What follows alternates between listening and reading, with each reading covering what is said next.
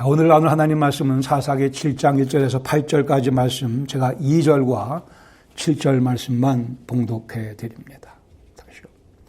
여호와께서 기드온에게 이르시되 너를 따르는 백성이 너무 많은즉 내가 그들의 손에 미디안 사람을 넘겨주지 아니하리니 이는 이스라엘이 나를 거슬러 스스로 자랑하기를 내 손이 나를 구원하였다 할까 함이니라. 7절에 여호와께서 기드온에게 이르시되 내가 이 물을 핥아먹은 300명으로 너희를 구원하며 미디안을 내 손에 넘겨주리니 남은 백성은 각기 자기의 처소로 돌아갈 것이니라 하시니. 아멘. 어떤 분이 이렇게 말씀을 했습니다. 우리의 효율성 또는 능력은 하나님의 충족함이 없다면 오히려 부족함으로 변하고 만다. 제가 영어를 한번 읽어드릴게요. 번역을 제가 했지만 영어로 더 의미가 잘 통할 수 있을 것 같습니다. Our efficiency turns out to be a deficiency unless we have God's sufficiency. Efficiency, deficiency, sufficiency. 우리의 효율성은 하나님의 간섭하시며 충족함으로 채워주지 않으시면 오히려 우리가 효율성이라고 자랑하는 것이 우리의 비효율성, 부족함, deficiency가 될 수 있다. 사사기 7장 유명한 사건입니다. 하나님께서 기드온과 그의 300용사를 사용하셔서 13만 5천의 미디안과 그 연합군들을 다 격퇴시키는, 물리치는 멋진 사건이 기록되어 있습니다. 실제 이 전투의 승리 내용은 19절 이하에 기록이 되어 있는데 먼저 하나님께서 그 전쟁의 승리가 있기 전에 준비 과정이 필요하셨고 오늘 보는 7장 1절에서 8절까지 말씀이 첫 번째 준비 과정입니다. 이 전쟁의 승리는 오직 하나님의 승리임을 분명하게 하기 위해서 여호와께서 계획을 발표하십니다. 전쟁에 참여할 군사의 수를 다 몰려든 3만 2천 명 갖고 하지 않으시겠다 하고 말씀합니다. 그 3만 2천 명을 300명으로 줄이시는 그 내용이 오늘 본문에 담겨져 있습니다. 기드온을 포함한다면 3만 2천 1명을 301명으로 줄이시는 사건이 오늘 본문의 내용입니다.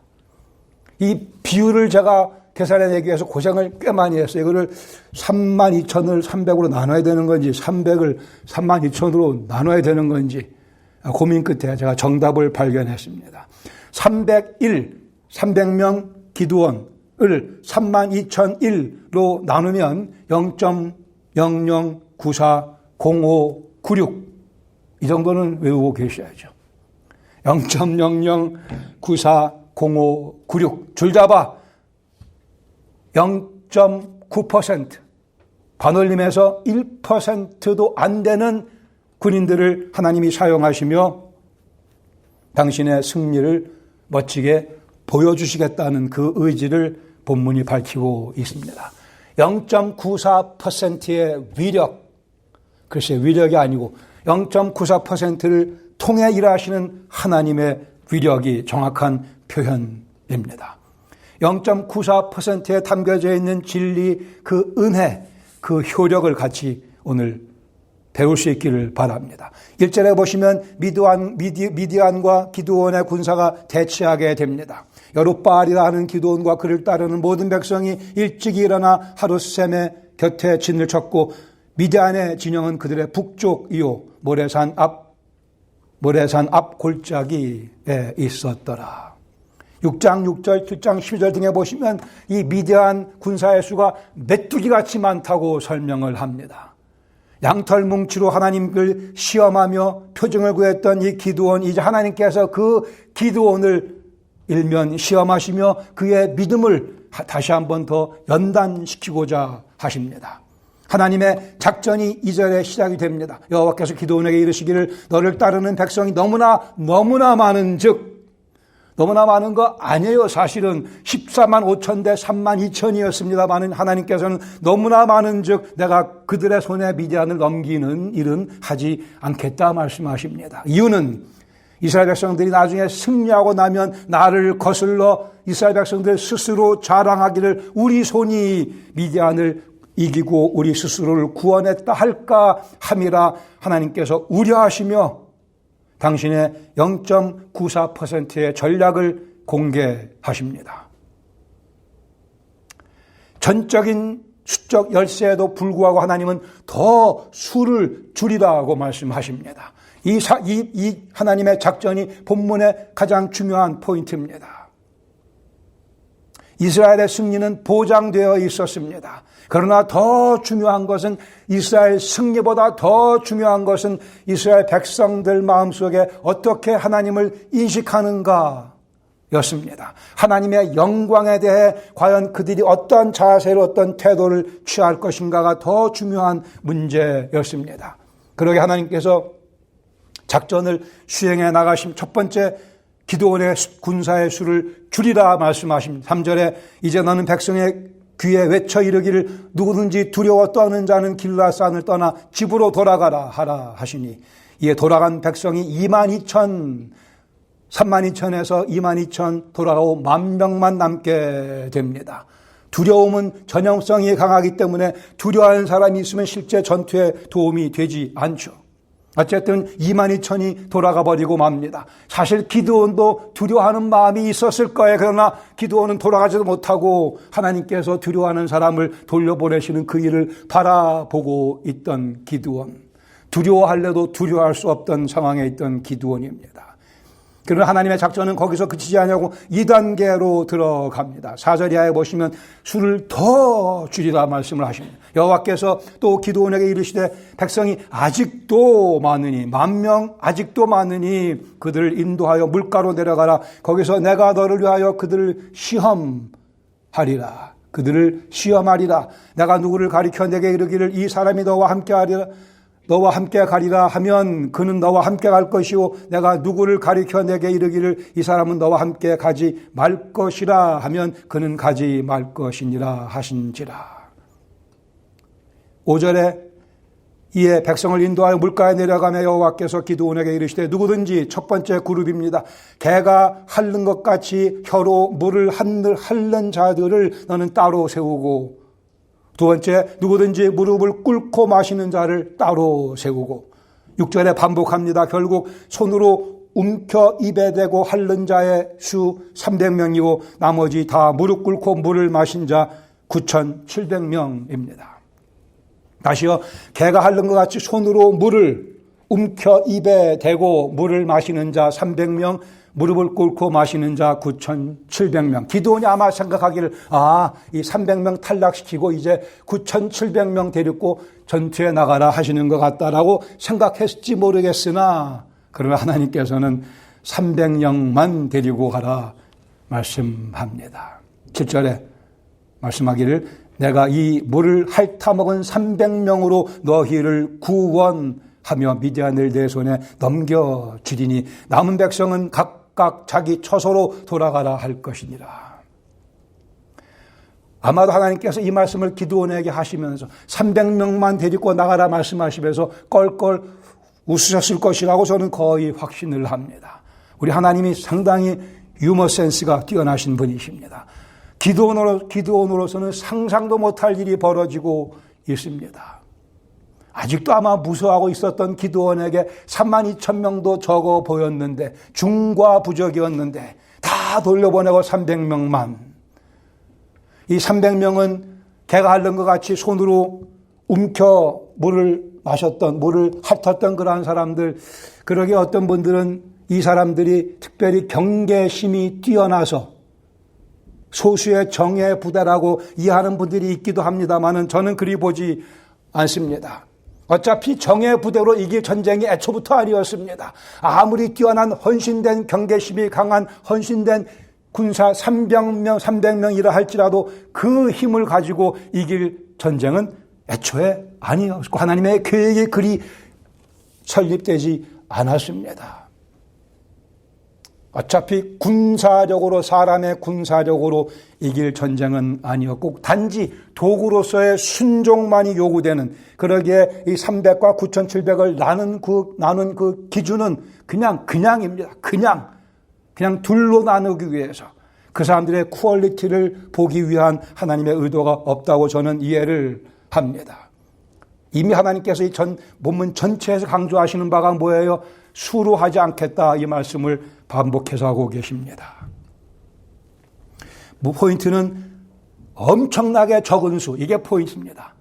엄청나게 적은 수, 300으로 13만 5천을 대적하게 하시겠다, 이게 포인트입니다. 여기에 사람들의 퀄리티는 전혀 언급되고 있지 않다고 봅니다. 8절에 보시면 결국은 3만 2천에서 300명으로 줄어들게 되고 맙니다. 이에 백성이 양식과 나팔을 손에 든지라. 이제 나팔을 사용할 테니까는요. 기드온이 이스라엘 모든 백성을 각각 그의 장막으로 돌려보내고 300명은 머물게 하니라. 미디안 진영은 그 아래 골짜기 가운데 있었더라. 군사적으로 비교도 안 될 만큼 약하지만 이제 오직 여호와 하나님만 의지할 수밖에 없는 그런 분위기가 완성됐습니다.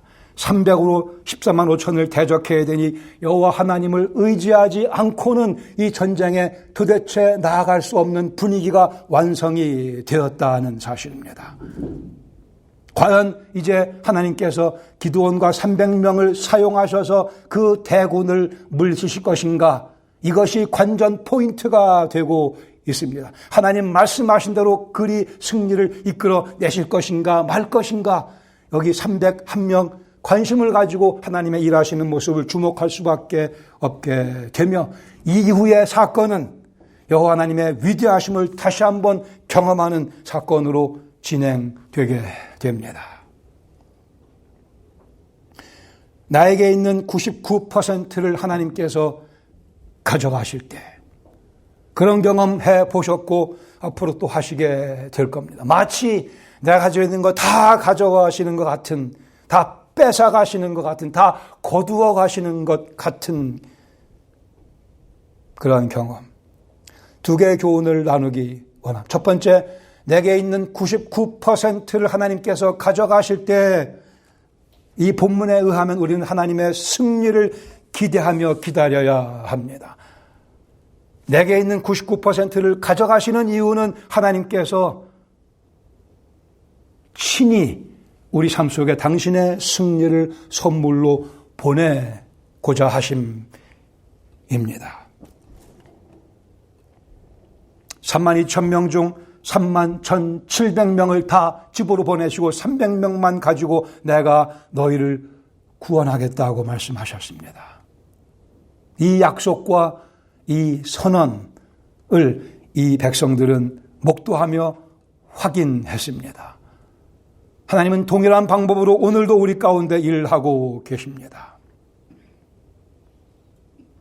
하나님께서 13만 5천의 대군을 300명으로 무찌르시되 3만 1,700명을 집으로 돌려보내신 후에야 그리 일하셨습니다.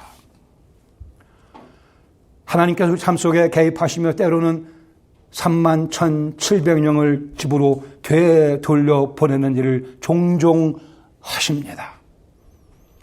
그리스도인답게 살아가는 우리에게 이런 일이 벌어집니다. 갑자기 질병이 찾아옵니다. 하나님께서 내 건강의 99%를 가져가 버리십니다. 남아있는 1%로 힘이 없고 주저앉을 만한 그런 상황이 우리 인생 가운데 벌어집니다. 사업이 심각한 타격을 받을 수 있습니다. 우리 물질의 99% 하나님께서 가져가시는 경우가 있습니다.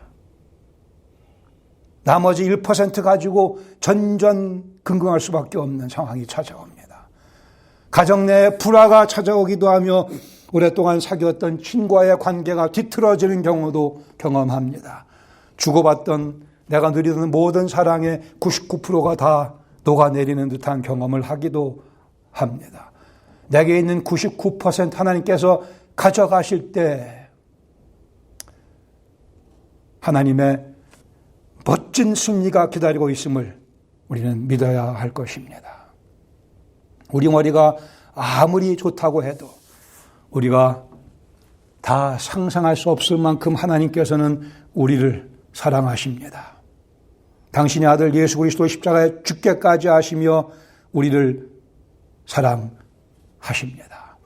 우리는 이 하나님의 사랑을 믿습니다. 지금도 믿고 고백합니다. 하나님께서는 우리의 죄가 아무리 커도 그리스도 예수의 보혈로 깨끗하게 씻어주시며 우리는 이 사실을 믿으며 지금도 믿고 있습니다. 하나님께서 우리가 아무리 불순종하며 반항을 해도 우리를 포기하지 않으십니다. 우리는 이 사실을 믿고 이 사랑을 믿습니다. 지금도 우리는 믿고 고백합니다. 하나님께 주시는 것은 그 무엇이든 어떻게 보이든 간에 가장 귀하고 가장 좋은 선물인 것을 우리는 믿습니다. 지금도 믿습니다. 하나님께서는 우리가 간구하는 것보다 더 좋은 것을 주신다는 사실을 우리는 믿습니다. 잘 압니다. 지금도 고백합니다. 우리가 하나님께 간구하는 그 마음보다 우리에게 좋은 것을 주기 원하시는 하나님의 그 마음이 더 안타까운 것을 우리는 알며 믿으며 고백합니다. 그 사실을 믿는다면, 그렇게 우리를 사랑하시는 하나님을 믿는다고 하면, 근데 그럼에도 불구하고 우리의 99%를 하나님께서 가져가 버리신다면,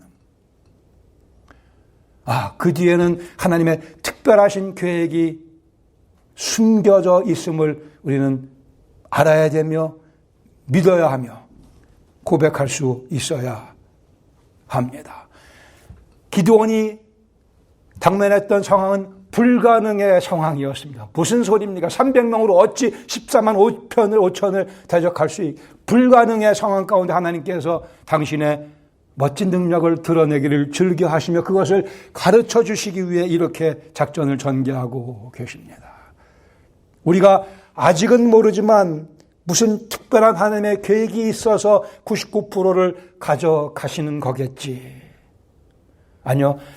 가져가시는 거겠지가 아니고 가져가신다는 사실을 확신하는 것이 곧 믿음입니다. 이것이 세상을 이기는 믿음이며 오늘 우리의 삶 속에 필요한 믿음입니다. 하나님의 계산법은 많고 적음에 있지 않습니다. 하나님의 손에 붙잡힌 바 되고 있는가? 그것이 하나님의 계산법입니다. 하나님을 향한 열심으로 가득 찼던 다윗, 하나님의 영광을 무시하며 조롱하며 달려들던 골리앗, 다윗은 참을 수가 없었습니다. 그렇지만 다윗이 상대해야 되는 골리앗 키가 2m 80, 90cm, 거의 3m에 육박하는 그러한 거구였습니다. 그의 갑옷 무게만 100kg입니다. 창자루는 배틀 같고 이렇게 설명하죠. 조금 더 과장한다면 그의 창자루는 전봇대 같고 이런 얘기입니다. 그의 창날만 그 무게가 30kg이라고 합니다. 그리고 그 앞에 방패든 자가 따로 그 앞에서 골리앗을 보호하는데 다윗이 그것을 보고 다윗은 움찔하지 않았습니다. 끄떡하지 않았습니다. 저 쉬운 상대로 그는 알고, 다윗은 군사훈련을 한 번도 받아본 적이 없는 사람입니다. 그러나 다윗은 하나님의 손에 붙잡힌 바 되었습니다. 군사학적인 측면에서 본다고 한다면 골리앗을 100% 무장한 군사라 한다면 이 다윗이야말로 0.94%에 지나지 않는 자그마한 존재였습니다. 불가능한 전투였으나 결투였으나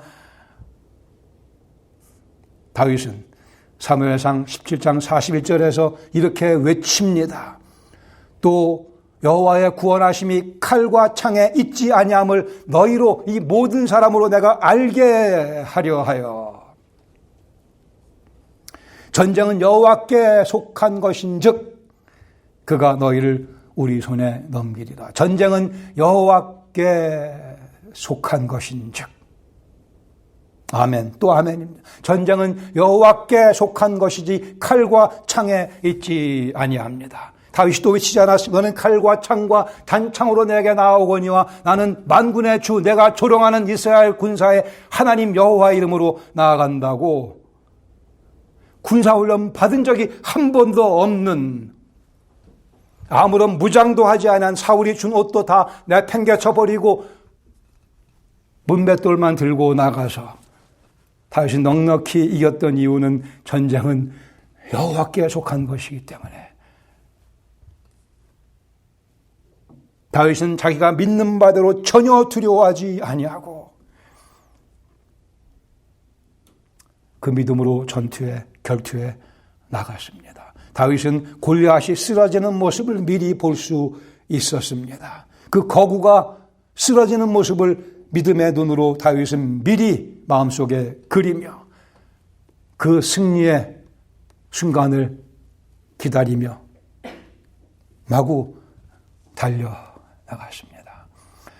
여러분과 저의 인생, 우리 교회의 삶 모두가 다 전쟁입니다. 영적 전쟁 많은 부분 그렇고 환경적인 전쟁도 우리 삶 가운데 포함되어 있는 것도 사실입니다. 그러나 전쟁은 여호와께 속한 것인즉 그러기에 전쟁이 여호와께 속한 것임을 우리는 믿어야 합니다. 언제요? 지금 믿어야 합니다. 그리고 내게 있는 99%를 하나님께서 가져가실 때 우리는 계속 그 믿음을 견지해야 할 것입니다. 두 번째 배울 수 있는 교훈이 있다면 내게 있는 99% 하나님께서 가져가실 때 하나님의 영광에 초점 맞추며 우리는 승리할 수 있습니다. 우리는 아직도 죄성이 남아 있어서 종종 하나님의 영광을 우리가 가로채려고 합니다. 여러분이 그러시고 제가 많이 그리했고 하나님의 영광을 가로채려고 하는 그런 죄악된 습성이 우리 속에 남아 있습니다. 하나님께서 말씀하기를 백성이 너무나 많다, 군사가 너무나 많다 말씀하시며 300으로 결국은 줄이십니다. 그 이유는 이스라엘 백성이 여호와 하나님을 거스리며 자기 자랑하지 못하게 하시려고. 저는 이것이 참 진리라고 믿습니다. 하나님이 계시면 그 하나님만 영광을 받으시기 합당하신 분이십니다. 우리가 이스라엘 역사 가운데 이러한 내용을 이미 봤습니다. 신명기 8장에 보시면 14절에 내 마음이 교만하여 내 하나님 여호와를 잊어버릴까 염려한다 말씀. 그들의 광야 생활 가운데 불뱀과 전갈이 득실거리는 거기서 그들을 보호하셨고 반석에서 생수를 터뜨리며 그들의 목마른 목을 적셔주셨고 아침마다 만나를 공급하시며 그들을 이끄셨던 하나님이 계신데도 불구하고 이어 17절에 말씀하기를 그러나 내가 마음에 이르기를 내 능력과 내 손의 힘으로 내가 이 재물을 얻었다 말할 것이라. 여호와께서 우려하신 것 같이 이스라엘 백성들이 그 실패의 모습을 보여줬습니다. 우리가 다 존경하는, 닮고 싶어하는 사도 바울, 놀라지 마시기 바랍니다. 사도 바울의 마음속에도 자기를 자랑하고 싶어하는 교만한 마음이 자리 잡고 있었음을 우리는 성경에서 분명히 발견하게 됩니다. 바울도 교만해질 소지가 다분히 있었습니다. 고린도 후서 12장 가서 보시면 바울이 이렇게 고백합니다. 내가 여러 계시를 받은 것이 지극히 크므로 바울은 하나님께 특별한 은사를 많이 받았습니다. 여러 계시를 다른 누구보다 많은 계시 하나님께서 그에게 허락하시고 많은 성경을 쓰게 하지 않으셨습니까? 그러나 너무 자만하지 않게 하시려고 육체의 가시 곧 사탄의 사자를 내게 보내셨다고 말씀을 고백을 합니다. 내가 받은 게 많아 내가 자만해질까 봐 하나님께 나를 누르시기 위해 육체의 가시 아마도 위장병일 수도 있고 심한 안질로 보는 분들도 있고 심지어 간질병이라고 보는 분들도 있습니다. 바울은 평생 그것을 안고 살아갔습니다. 3번씩이나 이것을 거둬가달라고 주님께 기도드렸지만 고린도후서 12장 9절에 하나님께서 말씀하십니다. 나에게 이르시기를 내 은혜가 내게 족하도다. 내 은혜가 내게 족하도다. 하나님의 그 은혜 속에는 이 간질이면 간질 아니면 심한 안질이면 심한 안질을 안고 살아가는 그 삶이 그 은혜 속에 포함되어 있었으며 바울은 고백하기를 더 나아가 그렇게 그것을 내가 지님으로 해서 하나님의 은혜가 내게 족함으로 이는 내 능력이 약한 데서 오히려 온전하여짐이라. 나는 오히려 이 질병을 지니고 있는 것을 도리어 크게 기뻐하는데 그 이유는 나의 여러 약한 것들에 대하여 자랑하기 원하는 이유는 그리스도의 능력이 내게 머물게 하려 함이다. 그랬습니다. 그리스도의 능력이 내게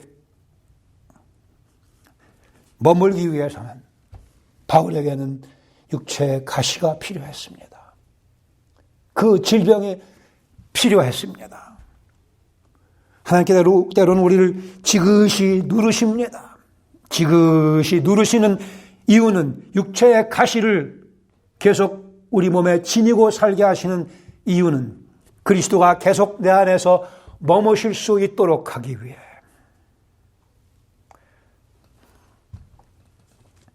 사도 바울도 하나님 영광을 가로채려고 싶어하는 마음이 있었기에 그리 행하셨으며 하물며 우리야. 하나님의 계산법은 많고 적음이 아닙니다. 하나님의 영광이 어디로 향하는가의 문제예요. 하나님의 영광이 하나님께로 향하는가 아닌가. 그 영광을 우리가 가로채려 하는가 마는가. 하나님의 영광에 초점을 맞출 때 하나님의 은혜가 충족하게 우리에게 부어집니다. 하나님의 영광에 초점 맞출 때 우리의 삶은 하나님의 은혜로 덮여지게 됩니다. 100번이면 100번 다 영광을 추구하는 우리에게 하나님의 은혜가 충족히 내려앉습니다. 하나님의 은혜는 자기 영광을 추구하려는 어리석은 우리에게 예수 그리스도의 십자가의 사랑을 상기시켜 줍니다. 자기 힘만을 의지하려고 하는 미련한 우리에게, 어리석은 우리에게 부활의 능력을 깨우쳐 줍니다. 혼돈 속에 빠진 우리의 생각을 예수 그리스도 안에 있는 지혜로 정돈시켜 주십니다. 하나님의 은혜는 의욕을 잃은 우리 마음에 하나님의 영광을 위해 달려갈 수 있도록 생동감을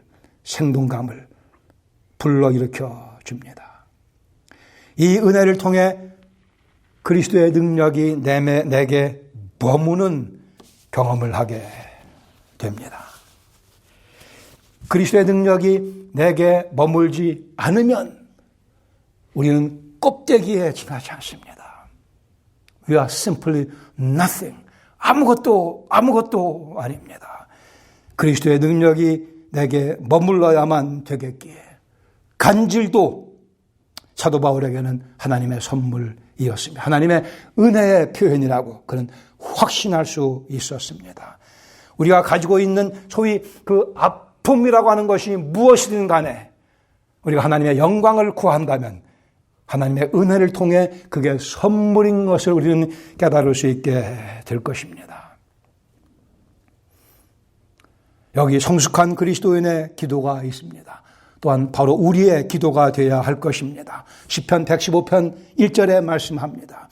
여호와여 영광을 우리에게 돌리지 마옵소서. 우리에게 돌리지 마옵소서. 오직 주는 인자하시고 진실하심으로 주의 이름에만 영광을 돌리소서.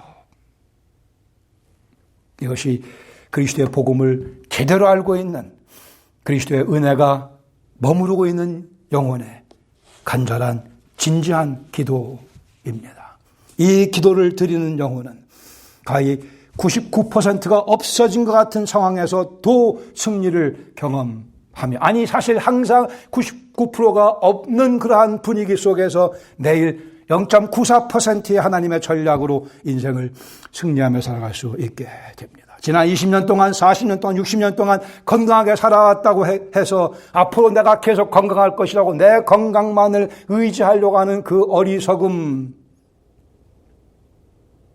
그 범죄에 빠져든다고 한다면, 건강을 과신하는 범죄에 빠져든다고 한다면 하나님께서 99%를 가져가실 수도 있고, 그 가져가시는 것이 우리에게 은혜며 선물일 것입니다.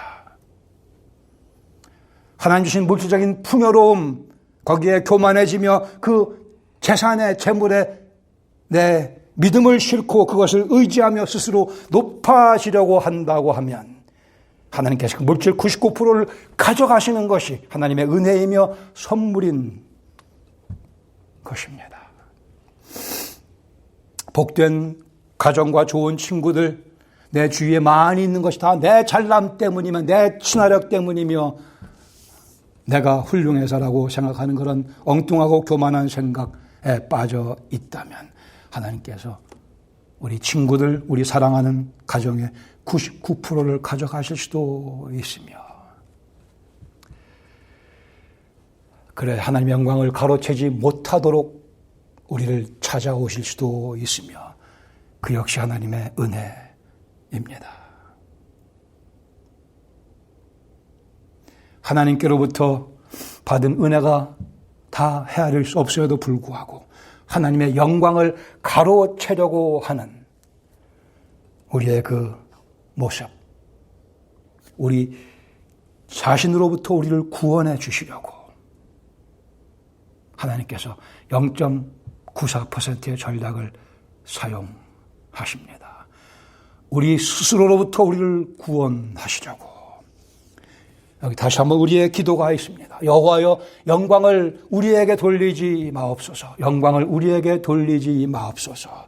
오직 주는 인자하시고 진실하심으로 오직 주께만, 주의 이름에만 영광을 돌리소서. 아멘. 이것이 우리의 기도가 되기를 간절히 바랍니다. 함께 기도합니다. 여호와여, 영광을 우리에게 돌리지 마옵소서. 우리에게 돌리지 마옵소서. 오직 주는 인자하시고 진실하심으로 오직 주의 이름에만 영광을 돌리소서. 아멘. 주님, 저희로 하여금 주님 주시는 통찰력으로 우리의 삶의 주의, 내 내면을 잘 살필 수 있도록 도와주시기를 원합니다. 혹이라도 99%가 빠져 있는 상태라고 여겨진다면 과연 내 속에 그리스도의 은혜가 머물고 있는가를 확인할 수 있도록 내가 주님의 영광을 가로채지 아니하도록 하나님의 그 기이한 그러나 뛰어난 0.94%의 전략, 우리 다가오는 일주일의 삶의 전략이 되게 하시며 평생의 전략이 되게 하시며 하나님의 위대하심만을 선포하며 그 위대하심 아래에서 하나님의 도구로 쓰임받는 특권을 누릴 수 있도록 이 말씀 가운데 주의 성령께서 역사하여 주시옵소서. 예수님의 이름으로 감사드리며 기도합니다.